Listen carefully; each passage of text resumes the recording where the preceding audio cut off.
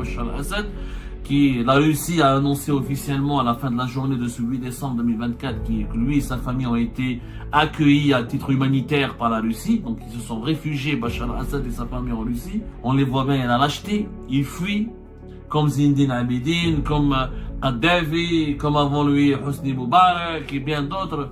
Les dictateurs prennent la fuite. Le représentant de la Russie auprès du Conseil de sécurité de l'ONU, il a demandé une réunion d'urgence à huis clos. Le peuple syrien, il est gagnant, qu'on le veuille ou pas, même si on ne connaît pas l'avenir. Bachar al-Assad et son régime corrompu et dictatorial est le responsable de tout ce qui arrive en Syrie. L'Algérie, là, aujourd'hui, était dans la gêne. Elle est extrêmement dans la gêne parce que l'Algérie a toujours soutenu Bachar al-Assad. Le but de ces mutations, la prochaine étape de ces mutations, est inévitablement l'Algérie. L'Algérie est la prochaine cible. Le nationalisme que nous enseignons dans nos écoles et le nationalisme tel qu'il est enseigné, tel qu'il a été enseigné en Syrie, c'est le même. Aujourd'hui, je pense que les dirigeants et les généraux algériens, s'ils n'ont pas compris qu'ils ne peuvent plus compter sur Moscou, c'est qu'ils sont inconscients. La prise de décision en Algérie ne peut plus être monopolisée comme en Syrie par un seul clan au pouvoir.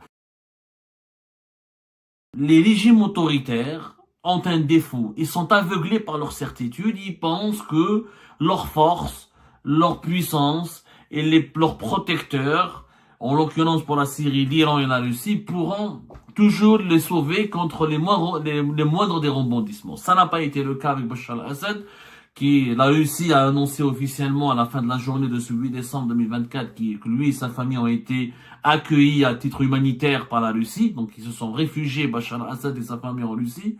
Comme tous les dictateurs, on les voit bien, il y a la lâcheté, ils fuient, comme Zindine Abidine, comme Kadhafi, comme avant lui Hosni Moubarak et bien d'autres. Les dictateurs prennent la fuite, ils n'affrontent pas.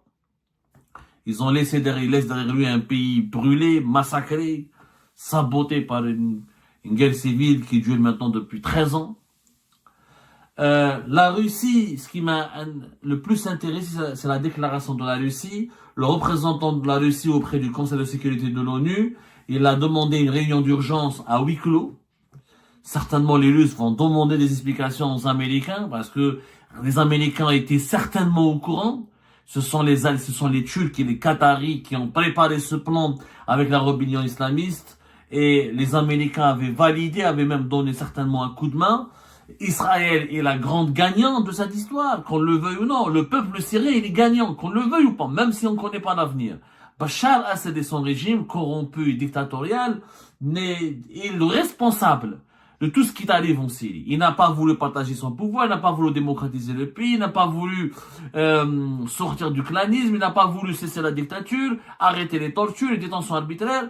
C'est normal que le peuple, à un moment donné, syrien, a préféré s'allier avec le diable, qui sont les puissances étrangères, que de continuer de supporter et de tolérer ce régime de Bachar al-Assad. Le représentant de la Russie, il a dit, en lien avec les derniers événements en Syrie, dont la profondeur et les conséquences pour ce pays et l'ensemble de la région n'ont pas encore été mesurées, la Russie a demandé des consultations urgentes à huis clos du Conseil de sécurité des Nations Unies. La phrase de la diplomatie russe, elle est extrêmement significative. La profondeur et les conséquences pour ce pays et l'ensemble de la région n'ont pas été encore mesurées. L'Algérie fait partie de cette région. Et je crois que les Algériennes et les Algériens, en tant que peuple, et les Algériennes et les Algériens en tant que dirigeants, ne mesurent pas la profondeur des conséquences que le scénario syrien va avoir ou va produire. Et l'Algérie, elle est très concernée. L'Algérie, là, aujourd'hui, était dans la gêne. Elle est extrêmement dans la gêne parce que l'Algérie a toujours soutenu Bachar al-Assad. L'Algérie, elle a œuvré en 2020, en 2021, 2020 jusqu'en 2022 pour que Bachar al-Assad revienne dans la Ligue arabe. Elle a toujours diabolisé, dénoncé les rébellions et les factions et les résistances d'une partie du peuple syrien. Elle n'a jamais dénoncé la dictature. Elle n'a jamais, le régime algérien n'a jamais dénoncé les crimes du régime syrien. Donc aujourd'hui, la nouvelle administration, les nouvelles autorités en Syrie n'auront certainement pas une perception positive du rôle de l'Algérie. Ce qui va aggraver l'isolement de l'Algérie, déjà qu'il y a des problèmes importants avec les Émirats, avec des relations froides et superficielles, pour ne pas dire compliquées avec l'Arabie Saoudite, des relations aussi superficielles et froides avec l'Égypte, sans parler de nos problèmes au niveau de notre voisinage, avec des pays du Sahel comme le Mali ou avec le Maroc voisin. L'Algérie a fait une réaction très timorée. L'Algérie appelle toutes les parties syriennes à l'unité et à la paix pour préserver la sécurité et la stabilité du pays.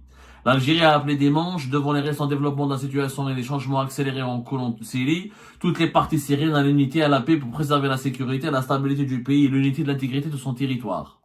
C'est ce qu'indique un communiqué du ministère algérien des Affaires étrangères.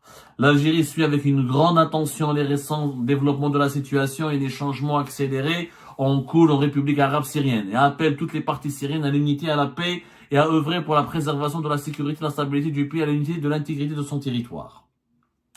L'Algérie réaffirme son soutien au peuple syrien frère avec lequel le peuple algérien partage des pages lumineuses d'une histoire commune fondée sur la solidarité et l'entraide.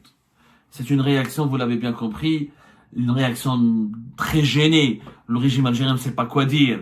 Le peuple syrien, oui, pourquoi on n'a pas pensé au peuple syrien quand le peuple syrien se faisait massacrer depuis 2011 et torturé par la dictature du régime Al-Assad? C'est pas aujourd'hui que tu vas penser au peuple syrien. C'est pas une fois que le peuple syrien a renversé le régime de Bachar al-Assad qu'on pense à lui. En réalité, moi, si j'étais à la place de nos dirigeants, je leur lance aujourd'hui un message solennel et un message très direct et très sincère.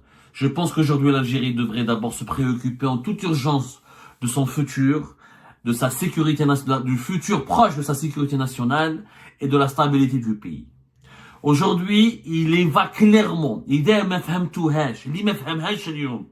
celui qui n'a pas compris que la prochaine cible de ces changements accélérés, comme dirait le ministère des Affaires étrangères algérien, comme diraient les organes officiels du gouvernement de l'État algérien, du régime algérien, comme la PS, il y a des changements accélérés. Effectivement, il y a des mutations accélérées, régionales. Le but de ces mutations, la prochaine étape de ces mutations, est inévitablement l'Algérie. L'Algérie est la prochaine cible, parce que c'est le dernier régime antisioniste, purement nationaliste encore une fois, et extrêmement sécuritocrate. C'est un grand pays, c'est un pays continent, un sous-sol extrêmement riche, une position géographique stratégique, un pays, qu'on le veuille ou non, métissé. On n'a pas de minorité en Algérie, mais on a des différences culturelles entre le sud et le nord, entre Tamanrasset et Annaba, entre Janet et Oran, entre Bourj-Baji Moukhtar et Hydra, ou la Alger, ou la Bilkour, ou la Bouzdad, ou la Hamma, ça n'a rien à voir. L'Algérie attise les convoitises. Et elle sera la prochaine étape après la Syrie. Pour des raisons très logiques et très simples à comprendre. Les ressources en gaz de schiste, les ressources en énergie renouvelable, les ressources en plusieurs minerais dans certaines terres rares, l'emplacement géographique important de l'Algérie. Nous sommes, qu'on le veuille ou non, le plus grand pays le plus proche de l'Union européenne. Le cœur battant du bassin méditerranéen, de la Méditerranée occidentale. La proximité avec le Sahel. Le cœur battant du Maghreb. Aujourd'hui, un grand pays comme l'Algérie, à défaut, s'il reste fermé, s'il reste recroquevillé sur lui-même, s'il reste sous-développé, hostile à toutes les réformes modernistes et à une connexion à l'économie mondiale, parce que l'Algérie aujourd'hui dans la région, c'est l'un des derniers pays au monde, le moins connecté à l'économie mondiale, au commerce international, le plus fermé aux échanges internationaux, le plus fermé aux échanges humains, aux touristes internationaux, et le plus engagé dans des idéologies comme celle du Hizb ut-Ba'ath. Le nationalisme que nous enseignons dans nos écoles et le nationalisme tel qu'il est enseigné, tel qu'il a été enseigné en Syrie, c'est le même. La prochaine cible, c'est l'Algérie. Elle sera ciblée pour ses potentialités, pour ses richesses, pour ses positions géographiques, pour son emplacement important, mais aussi pour la nature de son régime, qui est sous-développé, qui n'arrive pas à se protéger lui-même, qui n'arrive pas à tisser des alliances. اليوم les dirigeants algériens, ils Moscou ne va pas se bouger le petit doigt le jour où ils seront balayés par un mouvement armé ou par d'une guerre ou par des événements accélérés comme la PS. Aujourd'hui, je pense que les dirigeants et les généraux algériens, s'ils n'ont pas compris qu'ils ne peuvent plus compter sur Moscou, c'est qu'ils sont inconscients. S'ils n'ont pas compris qu'ils sont la prochaine cible, c'est qu'ils sont inconscients. S'ils n'ont pas encore compris, tisser des alliances avoir des protecteurs ne suffit plus, c'est qu'ils n'ont rien compris. S'ils n'ont pas compris surtout que trop de dictature, trop d'autoritarisme, trop de hugra, trop de clanisme, trop de monopole absolu du pouvoir mènent vers la destruction, vers le scénario syrien. S'ils n'ont pas encore compris cela, c'est qu'ils sont inconscients. Clairement, nous sommes dans un plan. Nous sommes dans un plan de morcellement du Moyen-Orient et de l'Afrique du Nord, de reconfiguration de l'Afrique du Nord et du Moyen-Orient. L'Irak d'avant n'est pas l'Irak d'aujourd'hui.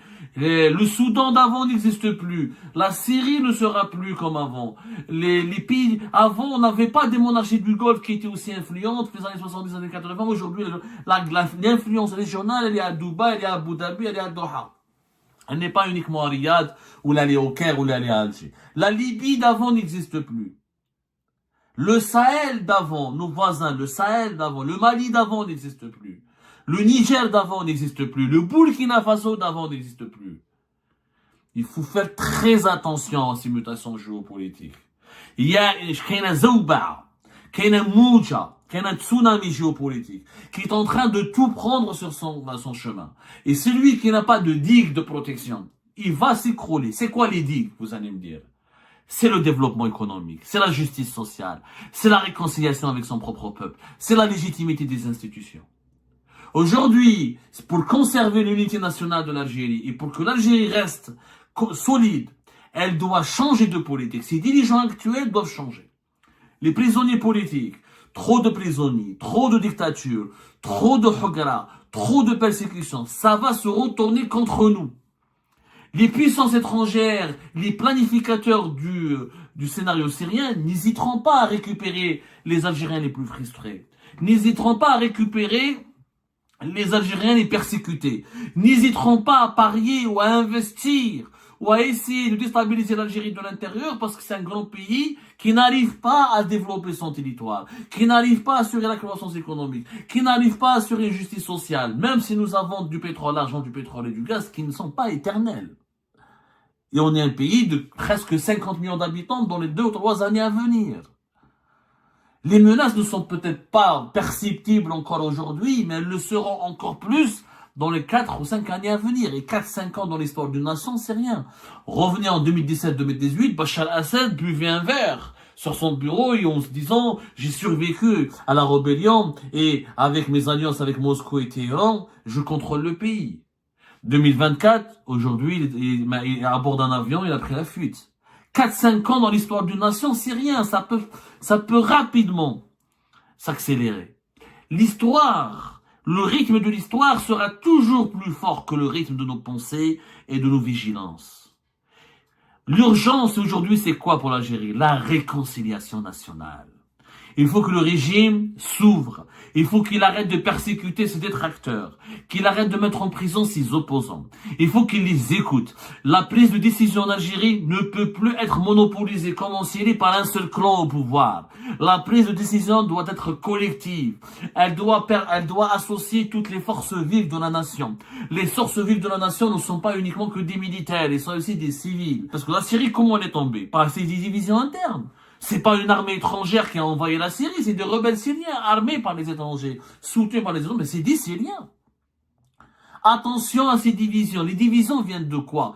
Elles viennent quand un clan, quand un pouvoir très autoritaire n'accepte pas la contradiction, n'accepte pas l'opposition, n'accepte pas de consulter les autres centres de décision. Dans un pays équilibré, c'est un pays où il y a plusieurs centres de décision, où il y a des équilibres de pouvoir, où il y a des consultations permanentes, où il faut une société civile qui respire, il faut des médias qui respirent, il faut qu'il y ait des opposants qui puissent parler et s'exprimer. Tant qu'on n'arrive pas à s'entendre entre nous les Algériens et les Algériens, Wallah ya jama'a, si nous les Algériens et les Algériens, on se met pas maintenant autour d'une table, ou ma nahadrouch binatna, ou ma nqoulouch ya wdi, choufou le monde quand il est dangereux, comment il évolue, ou ma nettahdouch binatna, et on ne crée pas une nouvelle doctrine, une nouvelle façon de gouverner, une nouvelle façon de gérer notre économie, une nouvelle façon de gérer nos relations internationales. Je vous assure, dans les 5 années à venir, on risque d'avoir à nos frontières et sur notre territoire national des gros problèmes dangereux. Et je ne rigole pas. Je ne rigole pas. Je sais de quoi je parle. Et les dirigeants algériens qui ont l'habitude de m'écouter savent très bien que je sais de quoi je parle. أنا ما نهضرش pour avoir des clics. أنا ما نهدرش pour le buzz. Je parle en connaissance de cause. Et j'ai accès à des informations, et à des sources, et à des partis en Algérie et à l'étranger que peut-être beaucoup de dirigeants algériens ne pourront pas, n'imaginent même pas l'importance de ces sources et de ces informations. La situation, elle est délicate. Il y a deux chemins. Le chemin de la réconciliation et du renforcement du front interne, de l'unité nationale, de la réforme, de l'ouverture, du développement et de la croissance du pays pour le renforcement de sa sécurité, ou le chemin du sous-développement, de l'affaiblissement, de la division, des frustrations et de la récupération par les puissances étrangères et hostiles, et bien le chemin d'un scénario syrien.